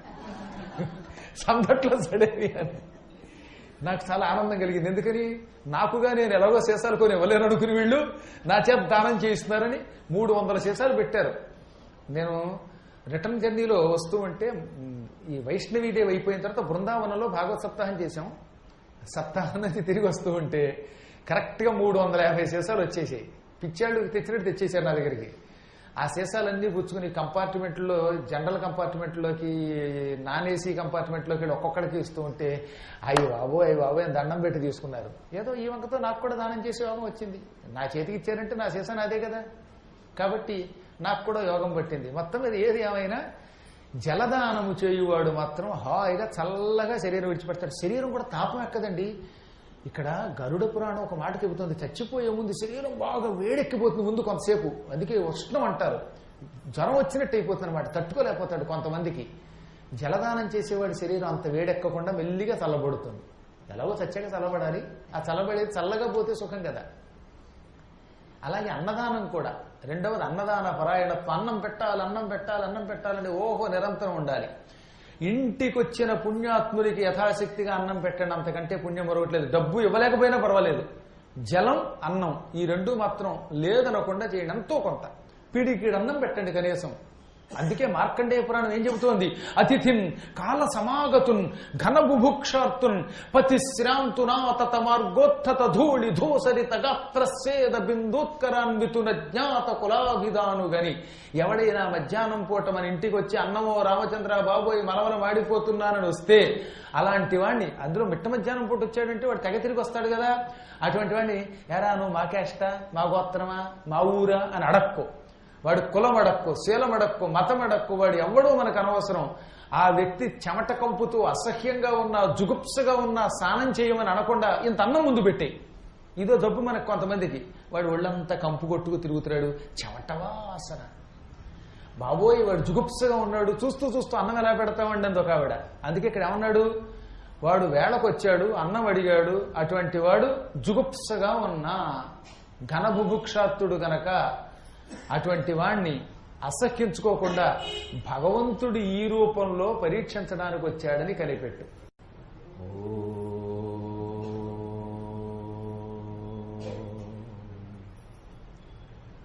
అవిద్యానామంతస్తిమిరమిహిరద్వీపనగరీ జడానాం చైతన్యస్తపకమకరాంతశ్రుతిఝరీ దరిద్రాణం చింతామణిగుణనిగా జన్మజలధౌ నిమగ్నానాం దంష్ట్రామురరిపువరాహస్య భవతి శుక్లాంబరధరం విష్ణుం శశివర్ణం చతుర్భుజం ప్రసన్నవదనం ధ్యాయేత్ సర్వవిఘ్నోపశాంతయే. వందే గురుపదద్వంద్వమవాంగ్మానసగోచరం రక్తశుక్లప్రభామిశ్రమతర్క్యం త్రైపురం మహః. నారాయణం నమస్కృత్య నరం చైవ నరోత్తమం దేవీం సరస్వతీం వ్యాసం జయముదీరయేత్. సాయి సాయి సాయి సాయి అని నింజపించు జనులకు ఎంతో హాయి కలుగునట. శుభ సంధాయివి శుభమోక్ష సంప్రదాయివి సాయి. గరుడ పురాణ పాంచాహ్నిక ప్రవచన కార్యక్రమంలో అప్పుడే 2వ రోజు కార్యక్రమంలో అడుగు పెట్టాం. అందులో నిన్నే మీకు చెప్పాను, మనిషి ఉన్నంతకాలం సుఖంగా జీవించాలి, శరీరం విడిచిపెట్టేటప్పుడు సుఖంగా విడిచిపెట్టాలి. దానికి ఏమేం చెయ్యాలో చెప్పుకున్నాం. ఏనానృత నోక్త భేద కృతోనచ. ఎవడు సత్యం పలుకుతాడు, అనృతము అంటే అసత్యము అని అర్థం. మాట వరసకు కూడా అసత్యం పలకడం ధర్మ విరుద్ధమే. కాకపోతే కొన్ని సందర్భాల్లో తప్పనిసరి పరిస్థితుల్లో జీవులు అసత్యం పలకవస్తుంది. ఏ సమయాల్లో అసత్యం పలకొచ్చు, ఏ సమయంలో అసత్యం పలకకూడదో పురాణాదుల్లో 1-2 సార్లు చాలా గట్టిగా చెప్పారు. నిజమునకు నాయన అసత్యం ఆడవద్దు, అనృతము పలుకవద్దు. కానీ భూలోకంలో మానవుడై పుట్టాక ఏదో ఒక సమయంలో అనృతం పలకవలసి రావచ్చు. అనృతము అంటే ఋతము కానిది. ఋతం అంటే ఏమిటి? ధర్మమునకు విరుద్ధమైనది. ధర్మమునకు విరుద్ధమైన మాటకి అనృతము అని పేరు. నోటి వెంబడి అనకూడని మాటలు అనకూడదు, చెప్పకూడనివి చెప్పకూడదు, శాస్త్ర విరుద్ధమైనటువంటివి సత్యం కానివి చెప్పకూడదు. నిజంగా ఒక ఆవిడ మాట వరుసకు కూడా దొంగతనం చేయలేదు, కానీ ఆవిడ దొంగతనం చేసిందని మనం సాక్ష్యం చెప్పాము. అది తప్పే కదా, అది అనృతం. ఒక అమ్మాయి పరమ సాధువు, ఉత్తమురాలు, కానీ ఆ అమ్మాయి మీద మనం లేనిపోయిన అభాండం వేశాం. అది ఏమవుతుంది? అనృతం. ఎందుకని? ఆ పిల్లేమో బంగారం లాంటి పిల్ల, దేవతా స్వరూపిణి. అటువంటి అమ్మాయి మీద పని కట్టుకుని అసూయతో ఒక అభాండం వేశామంటే దానికి అనృతం అని పేరు.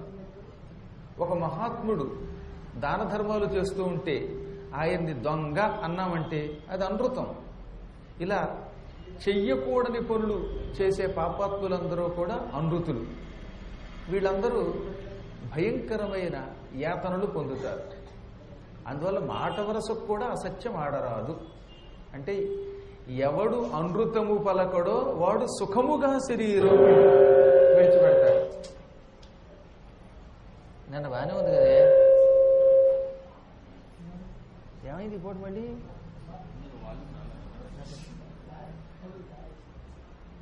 కాబట్టి మాట వరసకు కూడా మనం అనృతం అసత్యం పలకరాదు.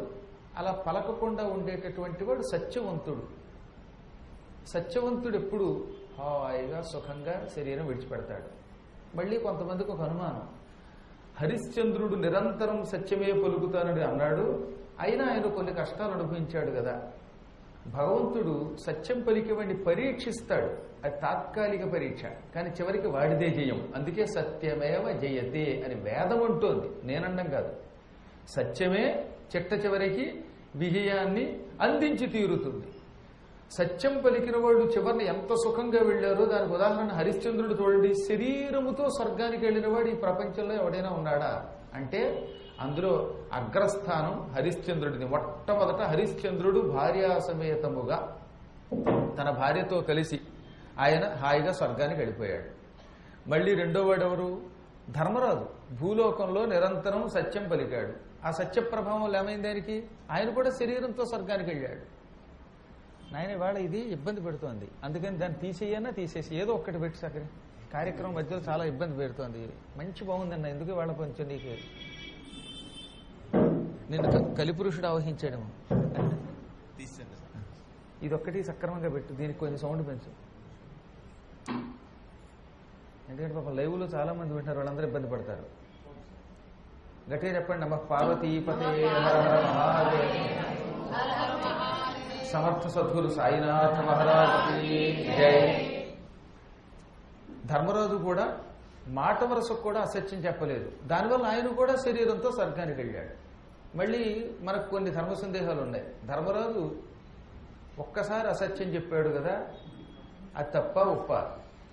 ధర్మరాజు గారిని శ్రీకృష్ణ పరమాత్ముడు అశ్వత్థామ హతః అని ఒక సలహా ఇచ్చాడు. ఆయన అశ్వత్థామ హతః అని లోపల శంకిస్తూ కుంజరహ అన్నాడు. శరీరముతో స్వర్గమునకు వెళ్లిన రెండవ మహారాజు గారు, భూలోకంలో ఉన్న మహారాజుల్లో చాలా గొప్పవాడు ధర్మరాజు. ఆయన శరీరంతో స్వర్గానికి వెళ్ళాడు. కానీ తీరా స్వర్గానికి వెళ్ళాక కొంచెం సేపు నరకానికి వెళ్ళవలసి వచ్చింది ఆయనకి. తప్పనిసరి పరిస్థితుల్లో ఆయన కూడా నరకమునకు వెళ్లి నరకకుండములను దర్శనం చేసుకున్నాడు. అప్పుడు ఆయనకు ఒక అనుమానం వచ్చింది. వెంటనే నారదుడిని అన్నాడు, నారద మహర్షి, నన్ను సత్యవంతుడు ధర్మాత్ముడు అని మీరంతా కీర్తిస్తున్నారు. సత్యప్రభావంతో శరీరంతో స్వర్గానికి వచ్చామంటున్నారు. స్వర్గమునకొచ్చి కూడా నేను మళ్ళీ కాసేపు నరకం ఎందుకు చూడవలసి వచ్చింది? నాలో ఏ లోపం ఉంది అని అడిగాడు అనుమానం వచ్చి. అప్పుడు వెంటనే ఆయన, నీవు కూడా ఒక్క తప్పు చేసావు, ఆ తప్పు వల్లే నరకానికి వెళ్ళవలసి వచ్చింది అన్నట్ట. మళ్ళీ ఈయనకు అనుమానం వచ్చింది, నేనేం తప్పు చేశాను? ఇప్పుడు గుర్తొచ్చింది, అశ్వత్థామ బతికే ఉన్నాడు. భీముడు అశ్వత్థామ అని పేరు కలిగిన ఒక ఏనుగును చంపాడు. అప్పుడు నేను అశ్వత్థామ హతః అని కృష్ణుడు అనమంటే అన్నాను. నిజానికి నేను అసత్యం ఆడలేదు, కృష్ణుడు ఆడమంటే ఆడాను.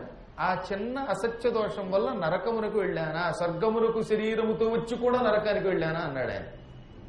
అబ్బే దానివల్ల కాదన్నాడు వెంటనే నారదుడు.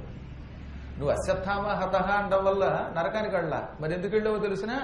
శ్రీకృష్ణుడు జగద్గురువు, గురువు గారు ఏం చెప్తే చెయ్యాలి, గురువు గారు చెప్పిందాన్ని వ్యతిరేకించి కృష్ణుడు నా చేత అబద్ధం ఆడిస్తున్నాడు అని కృష్ణుడిని శంకించావు, ఆ పాపానికి నరకానికి వెళ్ళావు అన్నాడు. ఇప్పుడు చెప్పండి ఒకసారి, ఏది ధర్మమో ఏది అధర్మమో అంటే చాలా. భగవంతుడు ఒక ఆయన, శ్రీకృష్ణుడు అంటే జగద్గురువు, ఆయనకి తెలుసు ఏది సత్యమో ఏది అసత్యమో. సత్యము అసత్యము ఈ రెండింటినీ నిర్ధారణ చేయడం చాలా కష్టం. ఒక్కొక్కప్పుడు సత్యం అసత్యంలా కనపడుతుంది, ఒక్కొక్కప్పుడు అసత్యం సత్యంలా కనపడుతుంది. అప్పుడు అది సత్యమా లేక అసత్యమా ఎవరు నిర్ధారిస్తారు? ఒక్క గురువు మాత్రమే దాన్ని నిర్ధారిస్తాడు. అందుకే గురువు ఏదైనా పని చెబితే ఆ పనిని వారు మాట్లాడకుండా తూచా తప్పకుండా చేసేస్తే సత్యం, అదే ధర్మం. అందువల్ల నువ్వు పుణ్యాత్ముడివా పాపాత్ముడివా అంటే మీ గురువు గారు ఏం చెబితే అది చేస్తే నువ్వు పుణ్యాత్ముడివి. జగద్గురువైన కృష్ణుడు, నాయనా నువ్వు అశ్వత్థామ హతః అను అన్న వెంటనే ఆయన లోపల ఏమనుకున్నాడో తెలుసా? ధర్మరాజు అంతటి వాడు కూడా కృష్ణుడు గురువు గారు అనుకున్నాం, జగద్గురువు అనుకున్నాం, ఆయన కూడా నా చేత అసత్యం ఆడిస్తున్నాడు. కృష్ణుడే అబద్ధమాడు అంటే ఇంకా లోకంలో రేపటి నుంచి సత్యమునకు విలువెక్కడుంటుంది అని అంతటి పరమాత్మని శంకించాడు. అసలు సత్యము అసత్యము నిర్ధారణ చేసేదే కృష్ణ పరమాత్మ. ఇంకక్కడ మనకి సత్యాసత్యాలేమిటి? కాబట్టి ఆయనని నిందించిన దోషంతో ఎంత ధర్మాత్ముడు కొంతసేపు నరకం చూడవలసి వచ్చింది. అందుకే జ్ఞానులు ఎప్పుడూ కూడా సత్యం పలుకుతారు, తద్వారా విజయం పొందుతారు. కానీ ఈ సత్యం విషయంలో పరీక్షలు ఎదుర్కొంటారు, ఆ పరీక్షల్లో నెగ్గుతారు. నెగ్గితే చివర్న ఏమీ కష్టం లేకుండా శరీరముతో అయినా స్వర్గానికి వెడతారు, లేదా శరీరం సుఖముగా విడిచిపెట్టి వెడతారు. అదే నిరంతరం అసత్యములాడుతూ నోటితో అనకూడని మాటల అనేటటువంటి వాళ్ళందరూ చివరికి దుర్మరణం పాలవుతారు. వాళ్ళ మరణం ఎలా ఉంటుందో మనం చూస్తూనే ఉన్నాం. అందుకని ధర్మ ప్రకారంగా సత్యమే పలకాలి. మళ్ళీ ధర్మ సూక్ష్మములు కొన్ని ఉన్నాయి. భూతహితంబుగా పలుకు బొంకును సత్య ఫలంబు నిచ్చు, తద్భూత భయానకంబకు ప్రభూతపు సత్యము బొంకునట్ల, ప్రాణాతురుడైనచో పరిణయంబునయందున పలుకు బొంకు సత్యాతిశయం వయండ్రు మహితాత్మక. ఇట్టివి ధర్మ సూక్ష్మములు. లోకశ్రేయస్సు కోసం మనం ఎప్పుడైనా అసత్యమాడితే అది సత్య ఫలితం ఇస్తుంది. దానికి ఒక ఉదాహరణ చెప్పాలి. ఇప్పుడు ఒక టెర్రరిస్ట్ ఉన్నాడు, తుపాకీ పుచ్చుకొచ్చాడు, మిమ్మల్ని అందరినీ చంపేస్తానని వచ్చాడు. వాడు పరమ కిరాతకుడు, క్రూరుడు, పాకిస్తాన్ టెర్రరిస్టు. వాడు పరుగు పరుగు నా దగ్గరకు వచ్చి, ఇప్పటిదాకా నీ దగ్గర పురాణం వింటున్న భక్తులు ఏమయ్యారు, నేను వీళ్ళని చంపి తీరతాను అని గన్ను పుచ్చుకొచ్చాడు. అప్పుడు నేనేం చేయాలి? నేను సత్యమే తప్ప అసత్యం పలకనండి, ఇప్పటిదాకా ఈ పురాణం వింటున్న వాళ్ళు మిమ్మల్ని చూసి భయపడి ఈ వెనకాతలు దాక్కున్నారండి ఈ సందులో అని చూపించాను అనుకోండి. అప్పుడు వాడు ఏం చేస్తాడు? మిమ్మల్ని పెట్టల్ని కాల్చినట్టు కాల్చి చంపేస్తాడు. అప్పుడు అది సత్యం అవుతుందా? అవ్వదు. అప్పుడు నేనేం చెయ్యాలి? మిమ్మల్ని రక్షించడానికి ఎంతమంది ధర్మాత్ములు పుణ్యాత్ములు 6ంటికి పురాణం వినడానికి వస్తున్నారు, పొద్దున్న 10ంటికి వస్తున్నారు, 7ంటికి వస్తున్నారు. ఏ మారుమూలైనా విసుక్కోకుండా ఆటోలు దొరికినా దొరకకపోయినా, కారులు దొరికినా దొరకకపోయినా నడిచొస్తే పుణ్యం అనుకుని నడిచి కూడా వస్తున్నారు. ఇంత శ్రమపడి గురుభక్తితో పురాణ భక్తితో నడిచొచ్చే పుణ్యాత్ముల్ని నేను సత్యవంతుణ్ణని నిజం చెప్పి చంపేస్తే అది మహాపాపం కదా. మీలాంటి పుణ్యాత్ముల్ని రక్షించడానికి అప్పుడు నేనేం చెప్పాలన్నమాట? వాళ్ళండి ఇక్కడే 3 టౌన్ పోలీస్ స్టేషన్లో ఉన్నారని ఆ పోలీస్ స్టేషన్కి వాళ్ళు పంపాలి. తద్వారా వీడి నాశనం మనం చెయ్యాలి. కాబట్టి ఇప్పుడు శాస్త్రం ఏం చెబుతోంది? మహాత్ముల్ని ప్రాణుల్ని రక్షించడం కోసం అసత్యమాడితే అది సత్యము కంటే ఎక్కువ ఫలితం ఇస్తుంది. ఒకవేళ నేను సత్యం పలికి మిమ్మల్ని చంపితే, అంటే ఒక టెర్రరిస్టుకి నిజం చెప్పి మీ అందరి హత్య నేను చేయిస్తే ఆ సత్యం భయంకరమైన అసత్య పాపాన్ని ఇస్తుంది మనకి. అందుకే ప్రాణం పోతున్నప్పుడు పరిణయంబునయందున పెళ్లిళ్లలో పలికే బొంకు సత్యము కంటే ఎక్కువ ఫలితం ఇస్తాయట. ఎప్పుడైనా పెళ్లిళ్ళు నిలబెట్టాలి. ఓ పెళ్లి కుదిరింది, అమ్మాయి 10th క్లాస్ ఫెయిల్ అయిపోయింది. ఏదో పొరపాటున తండ్రి గారు ఆ అమ్మాయి పెళ్లి చేయడానికి మా అమ్మాయి 10th క్లాస్ పాస్ అయ్యింది అన్నాడు. మనం రేపొద్దున ఆ పెళ్లి కొడుకు దగ్గరకు, ఆ పెళ్లి కొడుకు తల్లిదండ్రుల దగ్గరకు వెళ్ళి, ఏమయ్యో ఆ పెళ్లి కూతురు తండ్రి వాళ్ళ అమ్మాయి 10th పాస్ అయిందని చెప్పాడు, అబ్బే పాస్ అవలా, ఉట్టి అబద్ధం, ఫెయిల్ అయిపోయిందని చెబితే ఆ పెళ్లి చెడిపోతే మహాపాపం. అలాంటప్పుడు మనం నోరిప్పకూడదట. పెళ్లిళ్ళు చెడగొట్టకూడదు, కాపురాలు కోల్చకూడదు. కొంతమంది ఉంటారు, నాకు వాళ్ళ మీద చాలా అసహ్యం కలుగుతుంది. ఎందుకో తెలుసా? వాళ్ళు పని కట్టుకుని పెళ్లిళ్లు పాడు చేయడం, లేదా లేనిపోని పుకార్లు పుట్టించడం, మొగుడు పెళ్లాల మధ్య భేదం కల్పించడం, ఇలాంటి పాప పనులు చేస్తారు. బంగారంలో ఉండే ఒక అమ్మాయి కాపురం కూలగొట్టడానికి వాళ్ళ ఇంటికి ఫోన్ చేసి, మీ అమ్మాయి అక్కడికి ఇలా తిరిగింది, ఆ రూములో తిరిగింది అని పుకార్లు పుట్టించి ఆ అమ్మాయి కాపురం కూలగొట్టిన ఒక దౌర్భాగ్యాలు నేను చూశాను. ఇవి మహాపాపాలు, చెయ్యని పాపాలు. అసలు పాపం చేసినా చెప్పకూడదని శాస్త్రం చెబుతూ ఉంటే, చెయ్యని నేరాలు ఇతరుల మీద మోపి వాళ్ళ కొంపలు కూలిస్తే దానివల్ల ఏం లాభం అండి? మనం ఏం బాగుంటాం దానివల్ల? వీలున్నంత వరకు ఇతరులను బాగుండేలా చూడాలి, కాపురాలు కలపడానికి ప్రయత్నించాలి, పెళ్లిళ్ళు కుదర్చాలి. విడగొడితే మనకి ఏం ఉపయోగం లేదు. అందుకని ఆడపిల్ల పెళ్లి చేసేటప్పుడు ఎవరైనా అసత్యం ఆడినా అది గొప్ప సత్యం కంటే ఎక్కువ ఫలితం ఇస్తుంది కనుక అక్కడ అసత్యం ఆడొచ్చు. మనం అక్కడ సత్యం పొరపాటు కూడా చెప్పకూడదట. అందుకే పరిణయంబునయందున పలుకు బొంకు సత్యాతిశయంబ. అంటే పెళ్లిళ్ళు జరపడానికి, కాపురం నిలబెట్టడానికి మనం అసత్యం పలికితే అది సత్యము కంటే ఎక్కువ ఫలితం ఇస్తుందంటున్నాడు. సత్య ఫలితం అండల్లా, సత్య అతిశయంబ.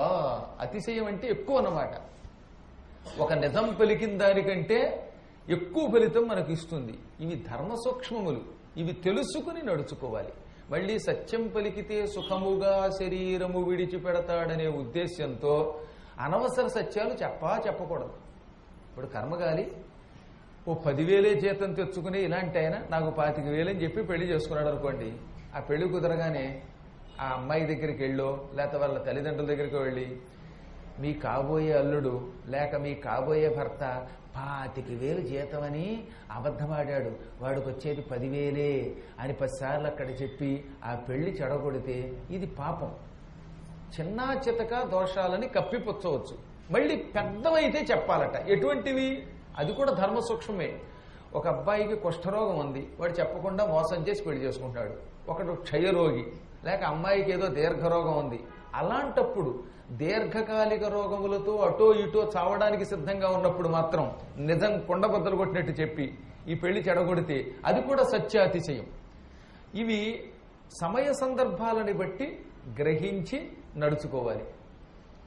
దీనికి ఏమని పేరు? సత్యము పలుకుట. ఇలా సత్యము పలికే పుణ్యాత్ములు సుఖముగా శరీరం విడిచిపెడతారు. ఆస్తిక శ్రద్ధదానశ్చ ససుఖం మృత్యుమృత్యతి. ఆస్తికుడు అంటే వేదములను నమ్మువాడు. వేదాః సంతి, వేదః అస్తి, వేదధర్మః అస్తి. ధర్మశబ్దం పుల్లింగం, అందుకని వేదధర్మ అస్తి.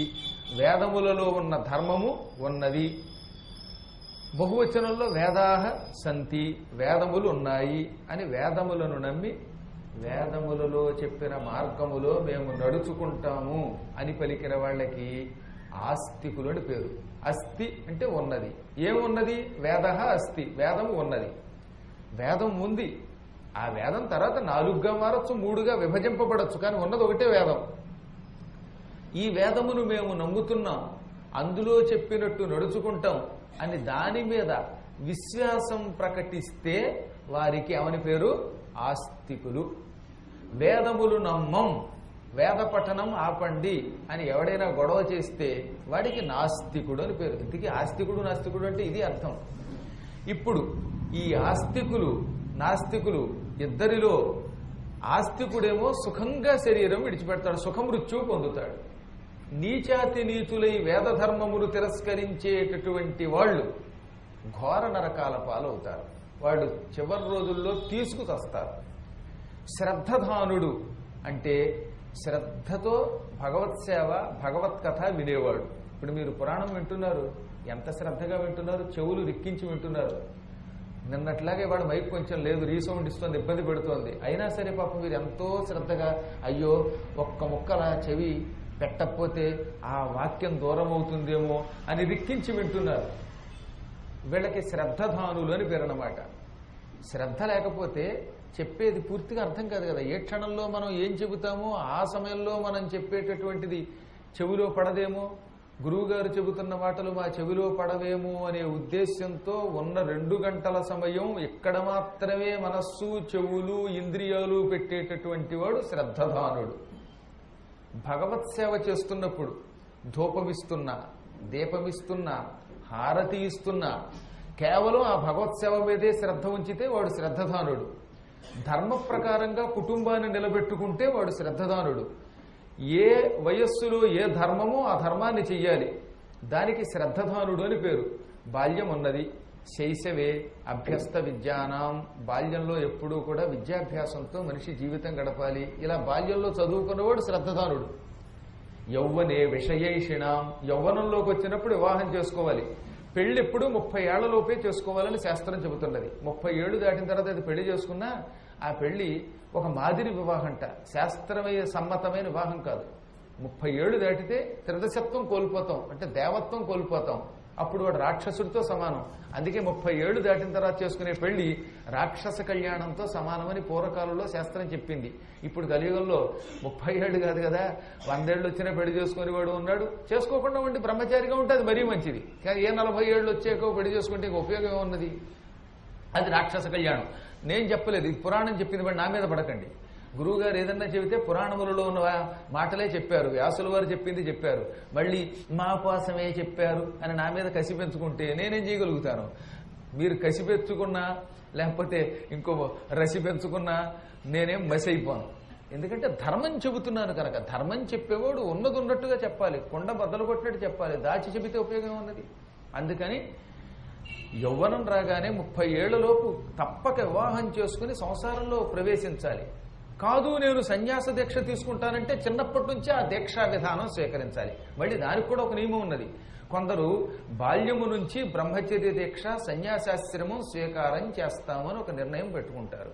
వాళ్ళు అలాగే నడుస్తారు. అలా ఆ దీక్షలో అయినా ఉండాలి, లేదా యవ్వనంలో గృహస్థాశ్రమంలో ప్రవేశించాలి. ఇప్పుడు భీష్ముడు అన్నాడు, నేను బ్రహ్మచారిగా ఉంటానని శపథం చేశాడు. యావజ్జీవితం అలా ఉన్నాడు. అది గొప్ప ధర్మం అన్నమాట. అది శ్రద్ధే. అటువంటి వాడిని కూడా శ్రద్ధధానుడు అంటారు.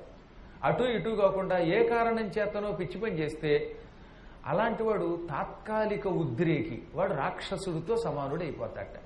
ఎవరినో ప్రేమించాం, పెళ్ళి అవ్వలేదు, దాంతో విరక్తి చెంది ఈ భ్రమతోటి ఏదో ఒక స్త్రీ భ్రమో పురుష భ్రమతో పెళ్లి చేసుకోకపోవటం, ఇంకా తల్లిదండ్రులు బాధ పెట్టడం, ఇవన్నీ కూడా రాక్షస కృత్యాలు.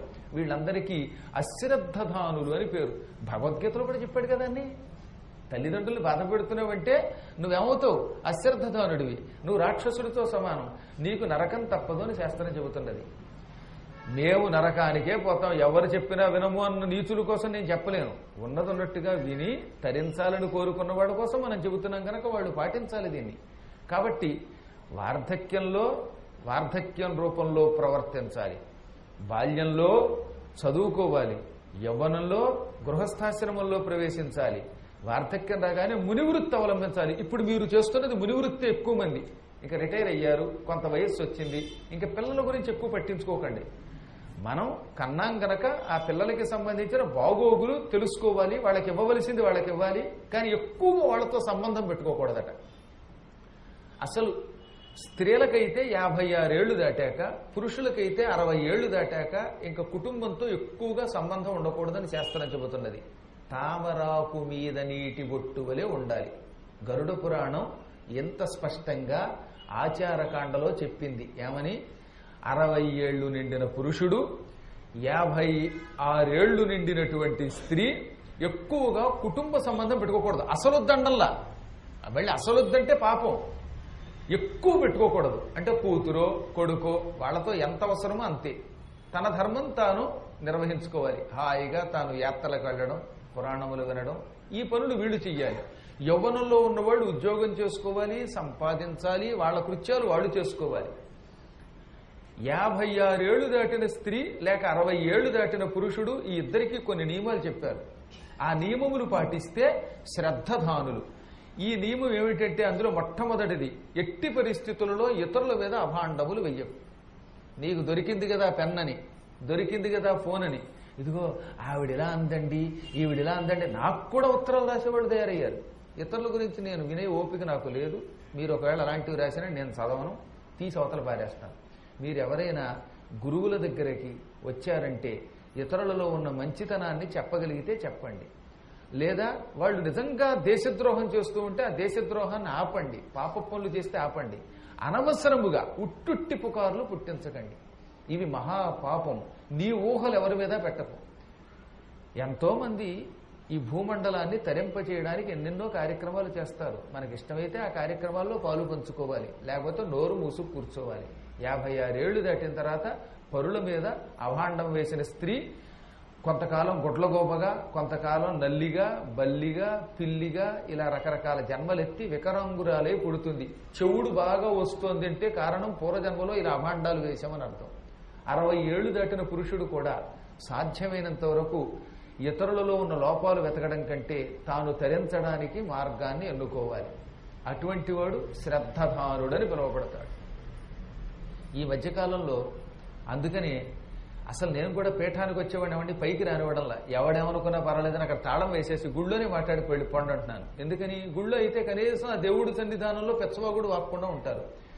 2 రోజులు పరిచయం పెంచుకుని 3వ రోజు పైకి వచ్చి ఆ తర్వాత వాడిలాంటి వట్ట, వీడిలాంటి వట్ట అని చెప్పడం వల్ల మీరు పాడే నన్ను కూడా పాడు చేస్తున్నారు. అందుకనే జ్ఞానులు ఏం చేస్తున్నారన్నమాట, ఎక్కువగా సాంగత్యం చెయ్యరు.